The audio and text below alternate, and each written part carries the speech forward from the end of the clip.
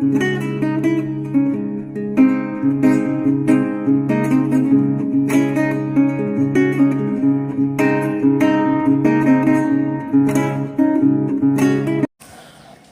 साथियों, स्वागत करता हूं आपके अपने YouTube चैनल में। तो प्रश्न श्रृंखला शुरू की है हमने अपने चैनल पर। तो इसका पार्ट 2 हम आपके सामने प्रस्तुत कर रहे हैं। तो वीडियो शुरू कर लेते हैं साथियों। और साथियों, एक और बात कि चैनल को ज़रूर शेयर करें हमारे, और भी साथियों को हमारे साथ जोड़ें। और साथियों, जितने भी साथी हमारे ऑनलाइन होते हैं वो कमेंट करके लाइव अपना उत्तर अवश्य दिया करें। और लास्ट सेशन जो था उसमें काफ़ी हमारे दोस्तों ने, साथियों ने अच्छे उत्तर दिए। तो प्रयत्न करें सभी साथी उत्तर देने का। तो शुरू करते हैं साथियों। हमारे पास 51 अंक पर जो प्रश्न है वो है, निम्नलिखित में से कौन सा कवि तार सप्तक का नहीं है? जल्दी बताइए, 3 सेकंड का टाइम है आपके पास। जल्दी बताइए साथियों,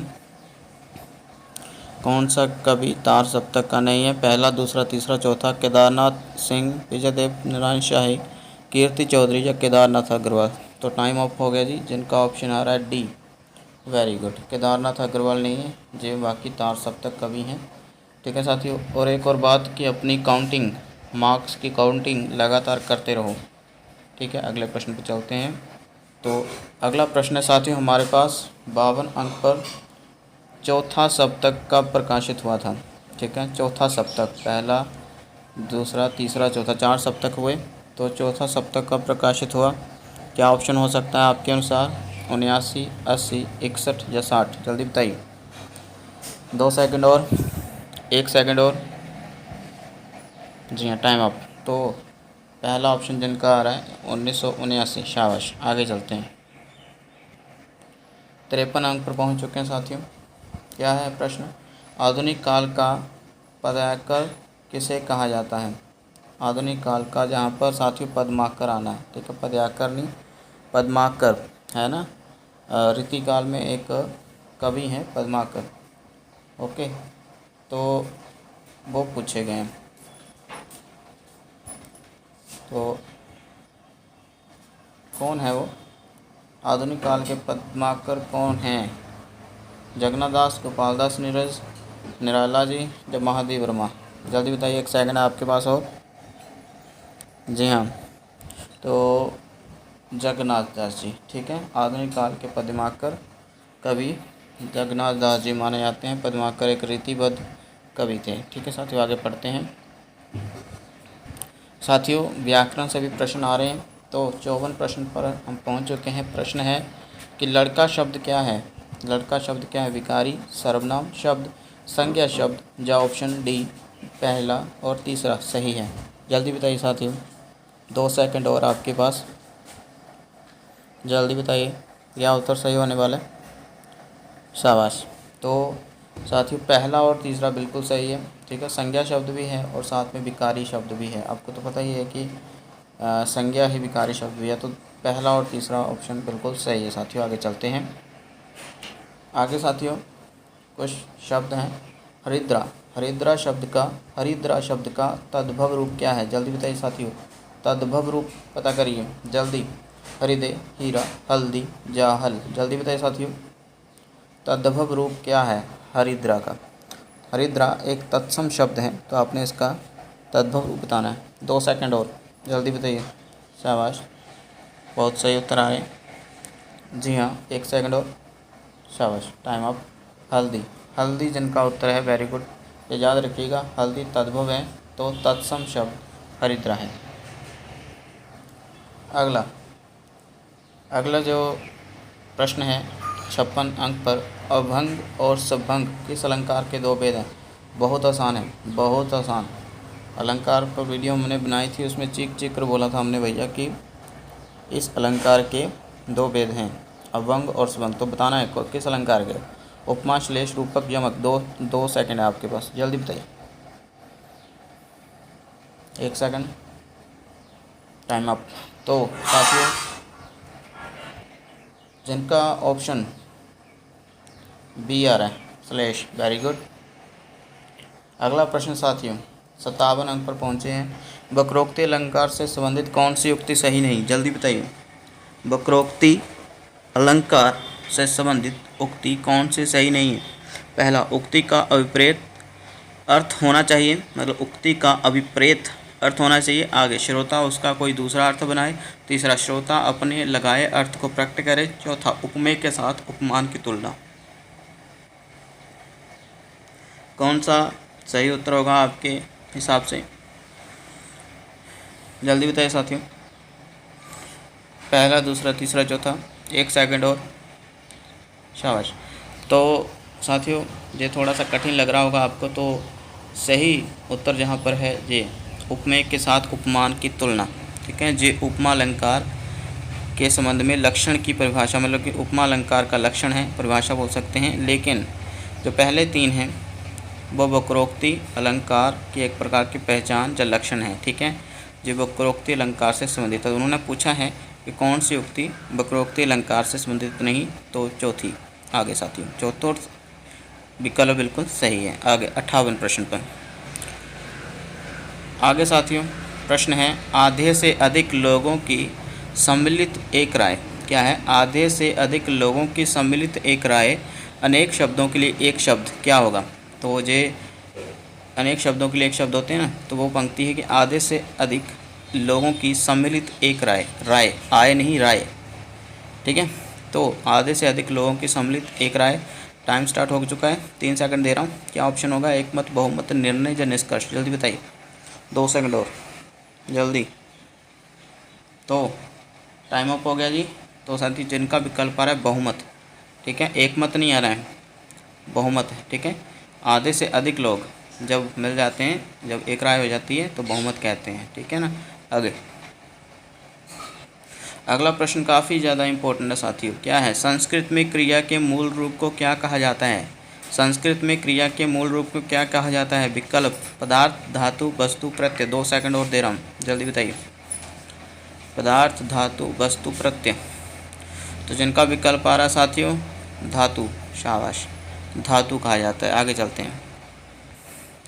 अगला प्रश्न साथियों, ये श्रृंखला जो है थोड़ी सी व्याकरण से जुड़ी भी है और साहित्य से तो प्रश्न आ ही रहे हैं आगे, तो व्याकरण के प्रश्न भी चल रहे हैं। तो 60 अंक पर पहुँचे हैं। निम्नलिखित में से कौन सा व्यंजन अल्पप्राण नहीं है, जल्दी बताइए। पहला, दूसरा, तीसरा, चौथा, कौन से व्यंजन जो है निम्नलिखित में से अल्पप्राण नहीं है, जल्दी बताइए साथियों। टाइम नहीं है अभी, 2 सेकंड का टाइम दे रहा हूँ, जल्दी बताइए कौन सा अल्पप्राण नहीं है।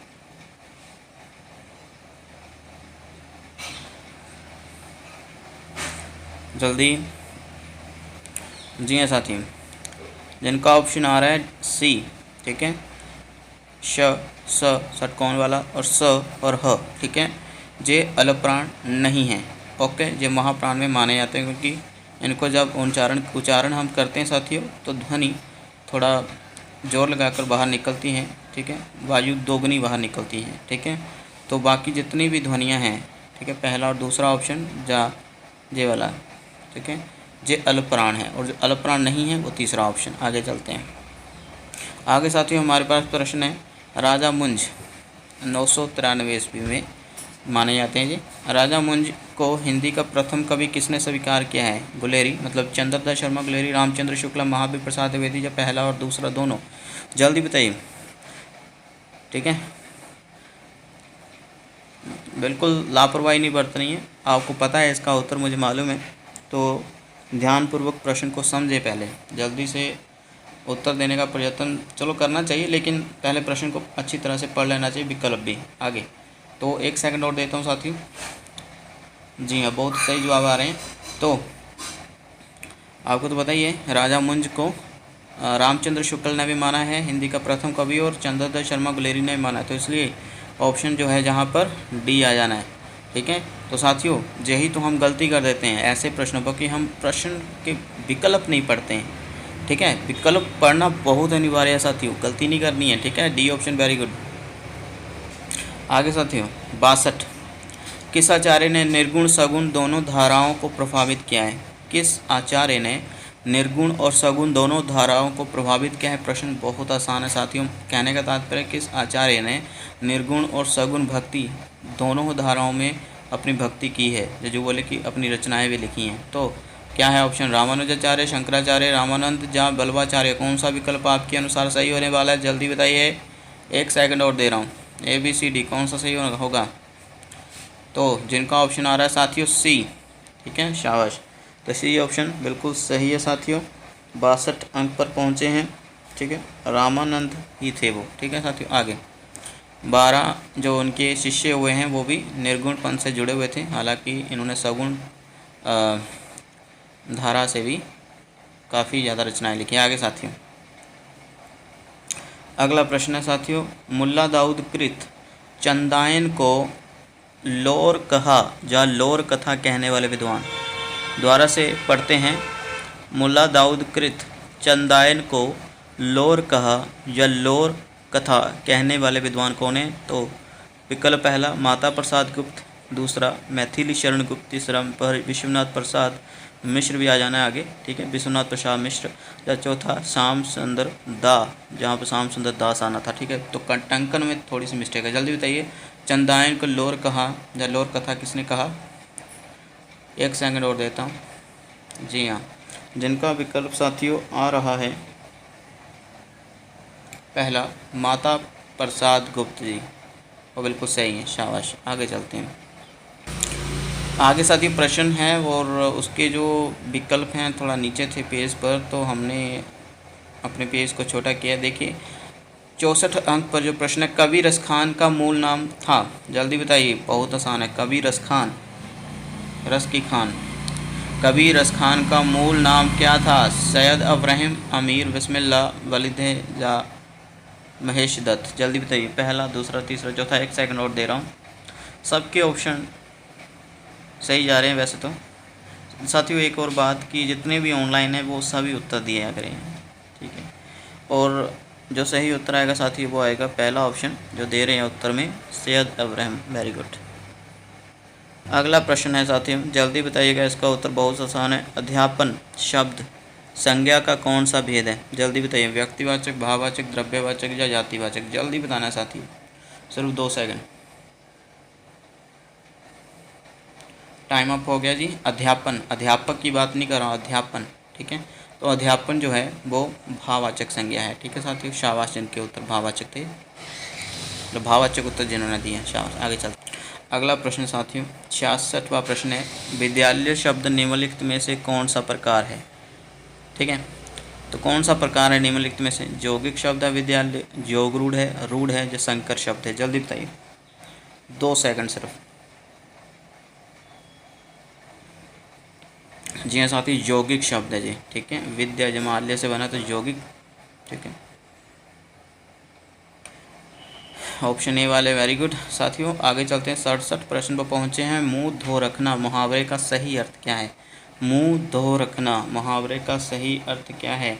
67 पर पहुँचे हैं साथियों। क्या है? आशा लगाए रखना, आशा ना रखना, लिहाज रखना या निराश होना। जल्दी बताइए, 2 सेकंड दे रहा हूँ। मुंह धो रखना, तो बहुत सारे लोग पहले पर टिक लगा रहे होंगे। नहीं, इसका विकल्प आना है आशा ना रखना, ठीक है, ठीक है साथियों। तो बी ऑप्शन वाले वेरी गुड। आगे चलते हैं। आगे साथियों 68 प्रश्न पर निम्नलिखित में से कौन सा सममात्रिक छंद नहीं है? मुक्तक छंद, हरिगीतिका, दोहा या रोला। जल्दी बताइए, निम्नलिखित में से कौन सा सममात्रिक छंद नहीं है?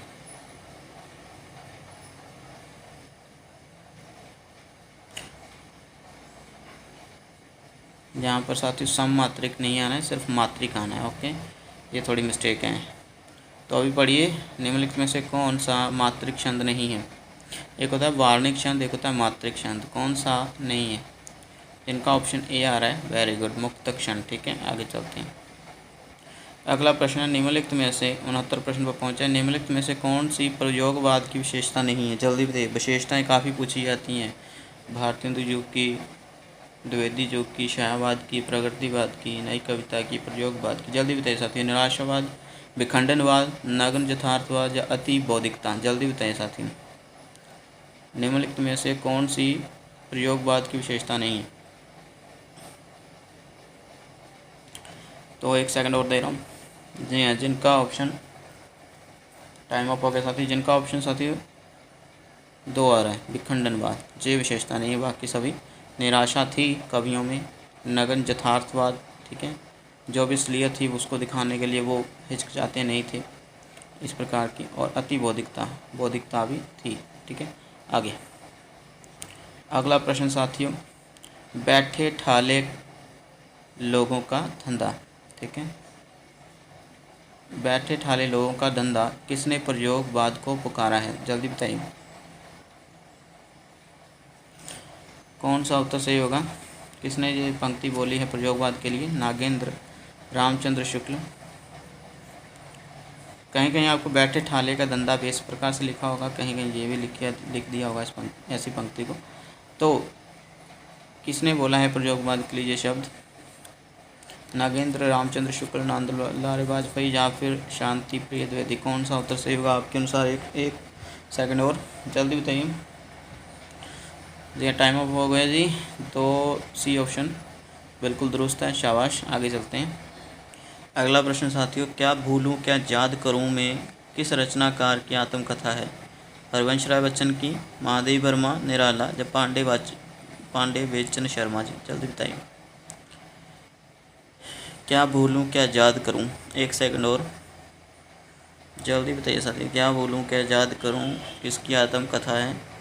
और ऑप्शन आपके सामने, जल्दी विकल्प को चुनिए। शाबाश। जिनका ऑप्शन साथियों आ रहा है पहला, शाबाश, ठीक है, हरवंश राय बच्चन की। आगे चलते हैं। अगला प्रश्न है साथियों, 31 या इससे अधिक वर्णों के चरण वाला छंद कहलाता है, ठीक है। 31 या इससे अधिक अगर वर्ण हो तो उस छंद को क्या कहते हैं? मंदाक्रांता, वसंत तलिका, कवित या सवैया? जल्दी बताइए। 2 सेकंड और। जी हाँ साथियों, उसको कवित बोलते हैं, ठीक है, याद रखिएगा। आगे चलते हैं। काफ़ी इंपॉर्टेंट प्रश्न मास्टर कैडर के अनुसार आ रहे हैं साथियों। नीर नीड शब्द युग्म का सही अर्थ क्या है? तो सही अर्थ चुनिए साथी, ABCD कौन सा सही आएगा? जल्दी 2 सेकंड दे रहा हूँ। नीर पता होगा, नीड का पता होगा, बहुत आसान। नीर और नीड। 1 सेकंड, टाइम अप हो गया जी। तो इसका जो सही उत्तर आएगा साथियों वो है द्वितीय, जल और घोंसला। नीड का अर्थ जहाँ पर घोंसला और नीर का है जो जल। ओके, आगे चलते हैं। अगला प्रश्न साथियों, जैसे तो काफ़ी और पढ़ा होगा आपने। मीराबाई की उपासना पद्धति थी क्या थी? सखा बाब की, पुष्टि मार्गीय, मधुरे बाब की या श्रुति सम्मत हरिभक्ति पंथ की? जल्दी बताइए साथियों। 2 सेकंड और दे रहा हूँ, टाइम अप हो गया जी।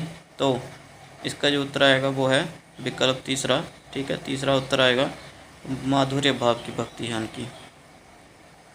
अगला प्रश्न साथियों, रामचरितमानस का रचना वर्ष कौन सा है? रचनाकार कौन सा है? जल्दी बताइए। Option A, B, C, D कौन सा सही होने वाला है आपके अनुसार? क्या सही होगा साथियों? रामचरितमानस का रचना वर्ष कौन सा होगा? जी हाँ साथियों, जिनका ऑप्शन A आ रहा है, ठीक है, 1574 ईस्वी। Very good. 25 क्वेश्चन यहाँ पर हमारे कंप्लीट हो जाते हैं। आगे चलते हैं। 76 प्रश्न पर पहुँच चुके हैं। श ध्वनि किस स्वर के अंतर्गत आती है? क्ष ध्वनि किस स्वर के अंतर्गत आती है? मूल स्वर, वर्ण, संयुक्त वर्ण या तालव्य? 3 सेकंड आपके पास, जल्दी बताइए। जल्दी बताइए साथी।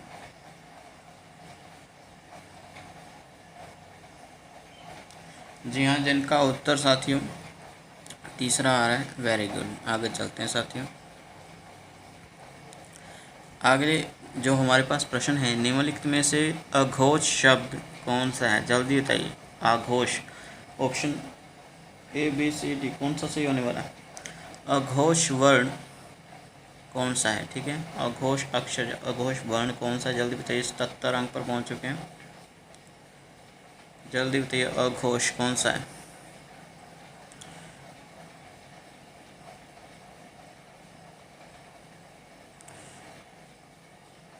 कौन सा सही होगा साथियों? जो अघोष वर्ण होगा, जी हाँ, जिनका विकल्प साथियों आ रहा है चौथा। वेरी गुड, ये अघोष है। ठीक है, ये अघोष वर्ण। आगे चलते हैं। आगे जो हमारे पास प्रश्न है वह है 78वां। मैं तो सरल भाषा के लेखक को सबसे बड़ा लेखक मानता हूँ। मैं तो सरल भाषा के लेखक को सबसे बड़ा लेखक मानता हूँ। कथन किसका है? भारतेंदु का, MP द्विवेदी मतलब महावीर प्रसाद द्विवेदी का, जहाँ शुक्ल या फिर बाल मुकुंद गुप्त का। यहाँ शुक्ल से तात्पर्य रामचंद्र शुक्ल से। जल्दी बताइए, भारतेंदु, महावीर प्रसाद द्विवेदी या शुक्ल या बाल मुकुंद गुप्त? जल्दी बताइए, 1 सेकंड और। जी हाँ, जिनका ऑप्शन साथियों आ रहा है 2। ठीक है, वेरी गुड। आगे अगला प्रश्न 79वां। प्रिय प्रवास जो कि एक महाकाव्य है, प्रिय प्रवास की विशेषता जो नहीं है वो बतानी है। एक विशेषता इनमें से नहीं है। ठीक है, जल्दी बताइए। प्रिय प्रवास की विशेषता नहीं है। संस्कृत के वर्ण वृत्त, अगला है कोमलकांत पदावली, खंड काव्य या फिर भाव व्यंजनात्मक? जल्दी बताइए साथी, जल्दी अतिशीघ्र करिए उत्तर।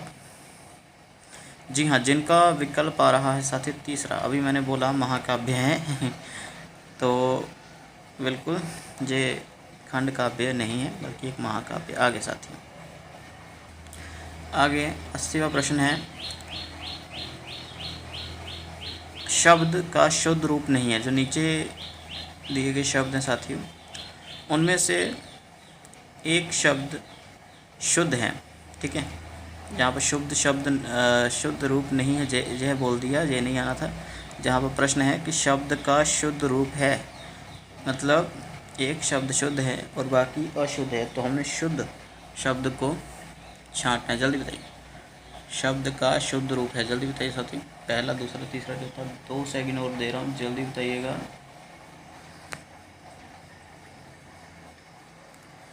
जी हाँ, जिनका विकल्प साथियों आ रहा है C। वेरी गुड, आगामी। ठीक है, आगामी होता है। आगे चलते हैं। आगे साथियों, हिंदी की ब ध्वनि है, दंत्य ध्वनि है, ओष्ठ ध्वनि है, वर्त्स ध्वनि है या तालव्य? जल्दी बताइए, 2 सेकंड और। जी हाँ, जिनका विकल्प साथियों आ रहा है B, ओष्ठ ध्वनि। ठीक है, आगे चलते हैं। तो साथियों आगे, कृत और तदित किसके प्रकार हैं? कृत और तदित किसके प्रकार हैं? उपसर्ग के, प्रत्यय, संबंध बोधक या समुच्चय बोधक? जल्दी बताइएगा साथियों, 2 सेकंड दे रहा हूँ, बहुत आसान प्रश्न है। कृत और तदित किसके प्रकार हैं? उपसर्ग, प्रत्यय, संबंध बोधक, समुच्चय बोधक? जल्दी उत्तर दीजिए। 82वां प्रश्न है। तो टाइम अप हो गया जी। जिनका विकल्प आ रहा है उत्तर के रूप में द्वितीय B, वो बिल्कुल सही है, शाबाश। आगे चलते हैं। अगला प्रश्न साथियों, सिंह का पर्यायवाची शब्द नहीं है। सिंह का पर्यायवाची शब्द नहीं है। कौन सा? ABCD में से कौन सा साथियों? मृगराज, पंचानन, शार्दूल या बाजी? जल्दी बताइए, सिंह का पर्यायवाची शब्द नहीं है। 83 प्रश्न को पहुँचे अभी हम। जल्दी बताइए साथियों।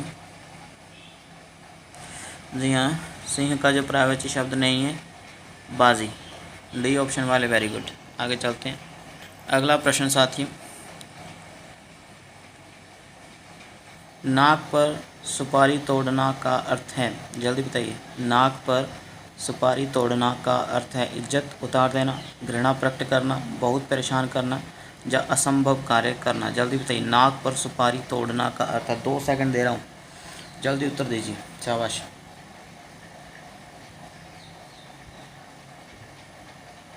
नाक पर सुपारी तोड़ना का अर्थ है ABCD, कौन सा होगा?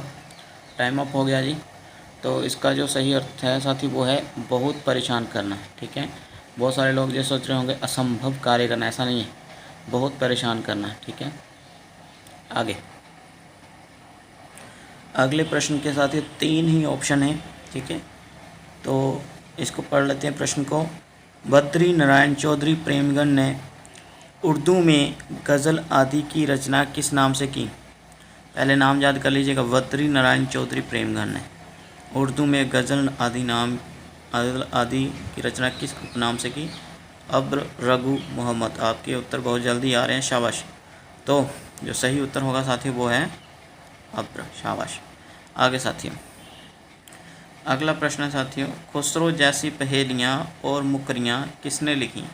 खुसरो जैसी पहेलियाँ और मुकरियाँ किसने लिखी? 86वें अंक पर हम पहुँचे साथियों। खुसरो जैसी पहेलियाँ और मुकरियाँ किसने लिखी हैं? देव भारतेंदु ने, सत्यनारायण कविरत्न ने या प्रताप नारायण मिश्र ने? जल्दी बताइए। खुसरो, अमीर खुसरो की बात हो रही है। अमीर खुसरो ने जैसे पहेलियाँ और मुकरियाँ लिखी हैं, किसने लिखी हैं उसके जैसी पहेलियाँ और मुकरियाँ? जल्दी बताइए, क्या ऑप्शन हो सकता है आपके हिसाब से? 1 सेकंड और दे रहा हूँ।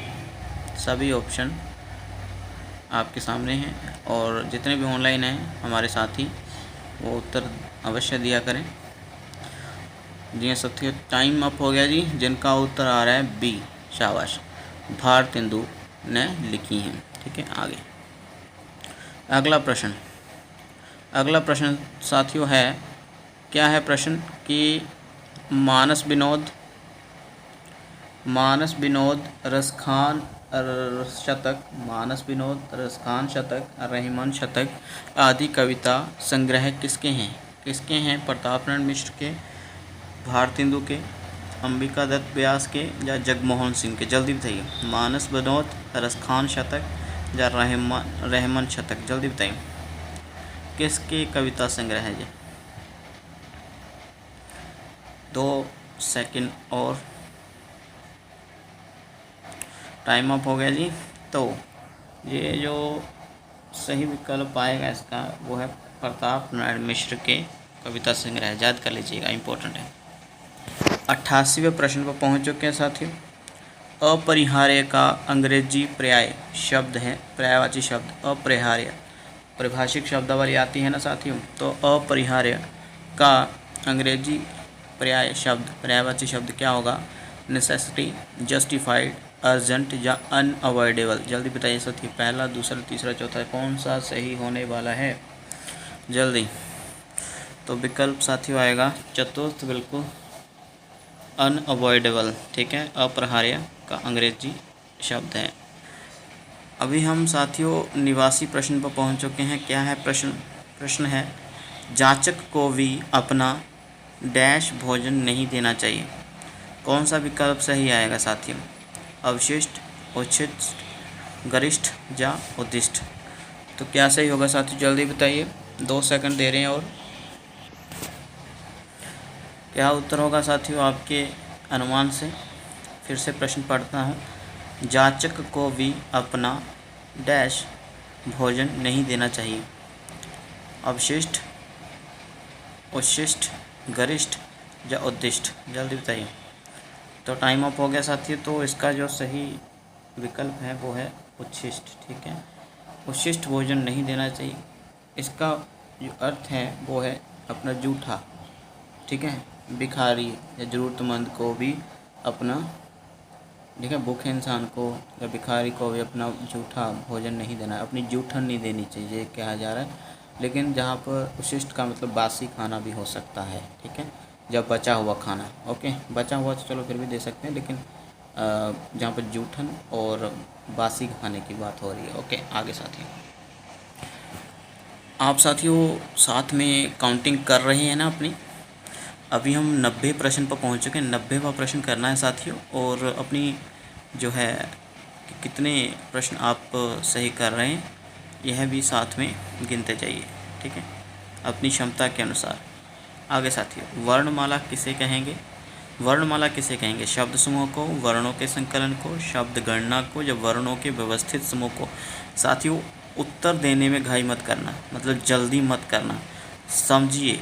आप 2 सेकंड की बजाय 4 सेकंड ले लीजिए साथियों, 5 सेकंड ले लीजिए, लेकिन उत्तर ध्यान से देना है, ठीक है। इसका वर्णमाला किसे कहेंगे, वर्णमाला किसे कहेंगे, जल्दी।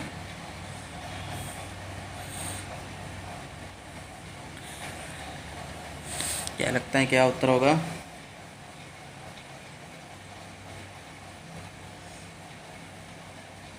जी हाँ, बिल्कुल सही।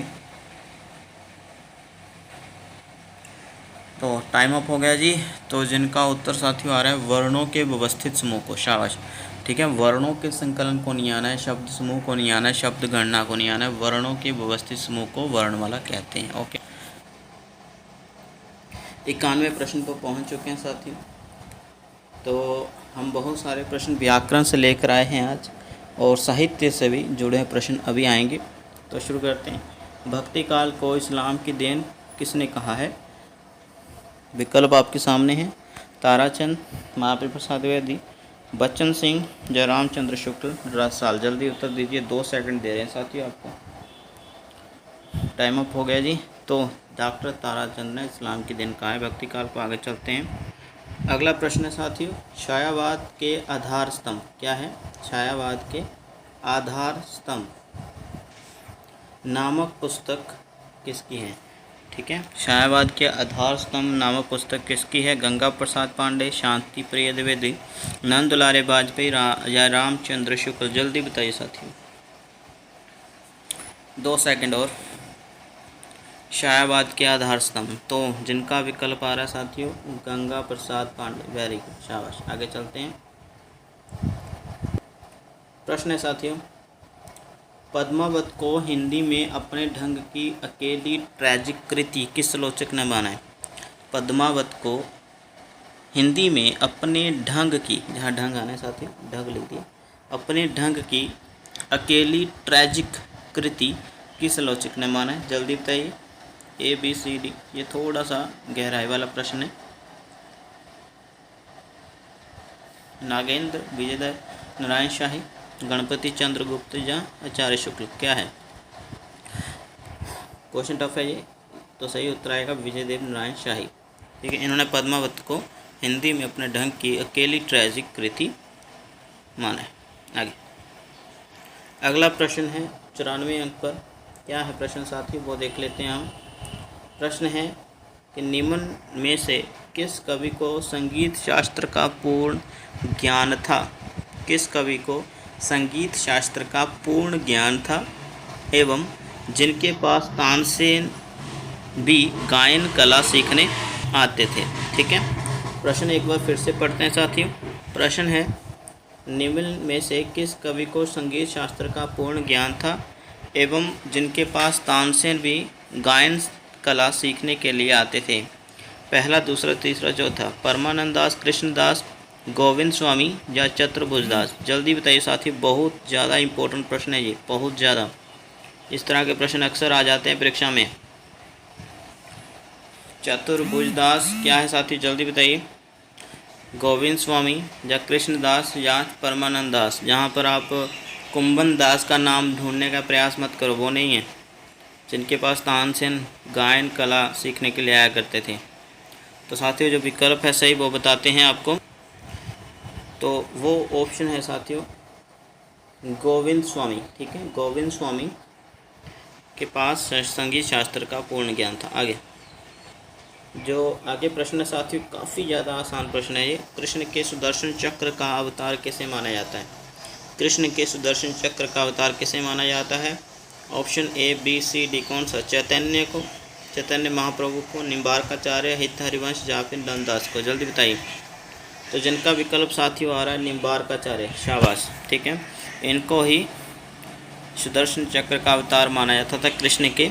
ठीक है, तो निम्बार्काचार्य जिनका उत्तर है। Very good. आगे चल, अगला प्रश्न है साथियों, पद्मावत का रचना काल बताइए।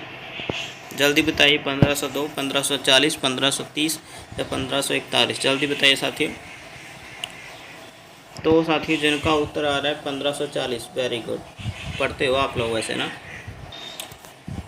अगला प्रश्न साथियों, राम रक्षा स्तोत्र के रचनाकार का नाम बताइए। जल्दी बताइए, पता है आपको, मुझे मालूम है। 97वां प्रश्न है, राम रक्षा स्तोत्र रामानंद, रामानुजाचार्य, तो सीधा से इनमें से कोई नहीं। राम रक्षा स्त्रोत, जिनका ऑप्शन साथियों आ रहा है ए, वेरी गुड, रामानंद है। हमारे पास जो अगला प्रश्न है काफ़ी इंपॉर्टेंट है साथियों। मैथिली शरण गुप्त ने इतिहास के उपेक्षित नारी पात्र को निम्न पुस्तक में प्रतिष्ठित किया है। उपेक्षित नारी मतलब किस नारी को नज़रअंदाज किया गया है, उपेक्षित किया गया, नज़रअंदाज किया गया है, ठीक है, उसकी बात ही नहीं होती है, हालांकि उसने बहुत ज़्यादा कष्ट झेले हैं। तो किसने, किस नारी पात्र, बहुत हम बाद में बताते हैं, लेकिन किस नारी पात्र को उपेक्षित किया गया, लेकिन मैथिली शरण गुप्त ने उसकी कथा अपने एक ग्रंथ में, जब पुस्तक में देखिए, जल्दी बताइए, भारत भारती, रंग में भंग, द्वापर या साकेत, जल्दी बताइए साथी। जी हाँ, 98 प्रश्न का उत्तर आएगा साकेत, ठीक है, साकेत वाले, वेरी गुड, ठीक है। और उर्मिला का विरह वर्णन इसके 9वें सर्ग में देखने को मिलता है। और जो पहली बार हुआ था कि किसी लेखक ने उर्मिला के विरह का वर्णन किया, और यही कारण है कि साकेत आधुनिक काल की राम कथा सबसे ज़्यादा महत्वपूर्ण मानी जाती है, प्रसिद्ध भी हुई। एक और हुए साथी बाल कृष्ण शर्मा नवीन, ठीक है, उन्होंने उर्मिला नाम से एक खंड काव्य लिख दिया है, बाल कृष्ण शर्मा नवीन ने, ठीक है, तो वो भी ज़्यादा इम्पोर्टेंट है, उन्होंने भी इसकी पीड़ा के बारे में लिखा। आगे अगला प्रश्न साथियों, इनमें से कौन वैष्णव, वैष्णव आना था साथियों, ठीक है, इनमें से कौन वैष्णव भक्ति का आचार्य नहीं है? बल्वाचार्य, मध्वाचार्य, शंकराचार्य, रामानुजाचार्य, जल्दी बताइए कौन वैष्णव भक्ति का आचार्य नहीं है, जल्दी बताइए साथी, जल्दी।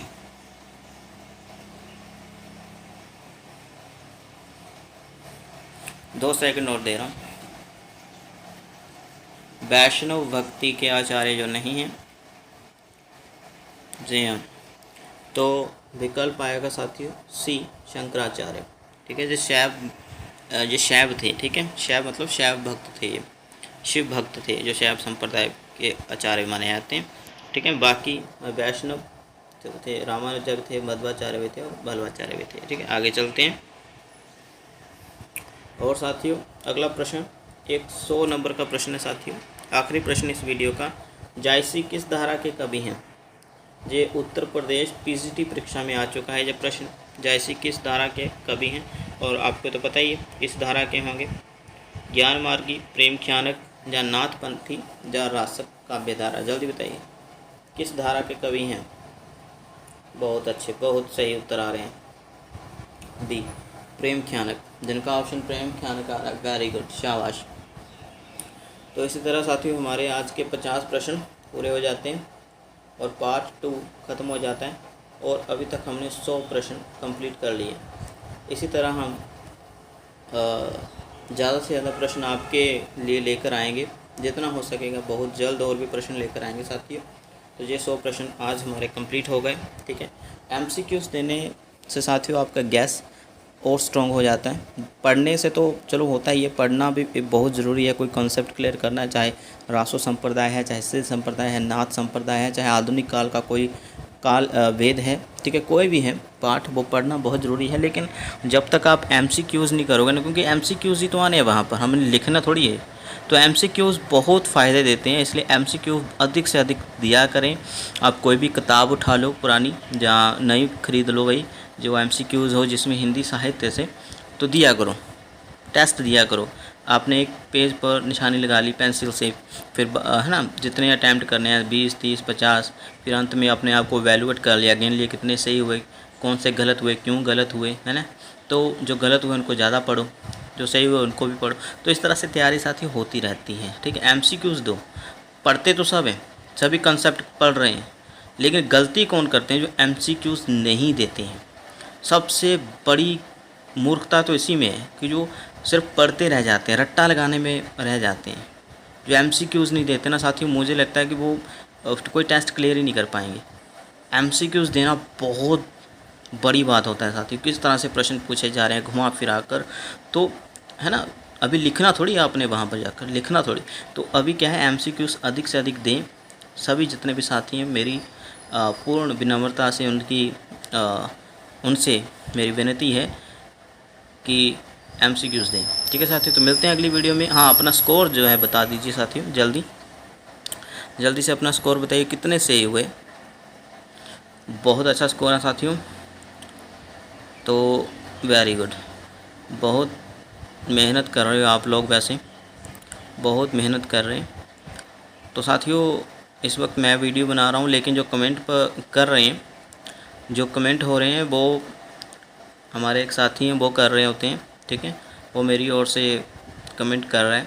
ठीक है, वो भी हिंदी साहित्य से जुड़ा हुआ है, हमारा ही साथी है, हमारी मदद करता है अक्सर। तो इसलिए सदैव MCQs देते रहें। बहुत अच्छा स्कोर है आप लोगों का, आगे मेहनत करते हैं। व्याकरण को जोड़ दीजिए, साहित्य तो हर कोई पढ़ के जा रहा है मास्टर कैडर में। ठीक है, और 130 प्लस आज स्कोर करना मास्टर कैडर मुझे नहीं लगता कि कोई बड़ी बात है। ठीक है, तो मैं तो यही कहता हूँ कि व्याकरण अपनी स्ट्रॉन्ग करिए, शब्दकोश अपना भंडार उसका बहुत ज़्यादा व्यापक करना है। ठीक है, तो बेस्ट ऑफ लक, अगली वीडियो बहुत जल्द आएंगे। धन्यवाद।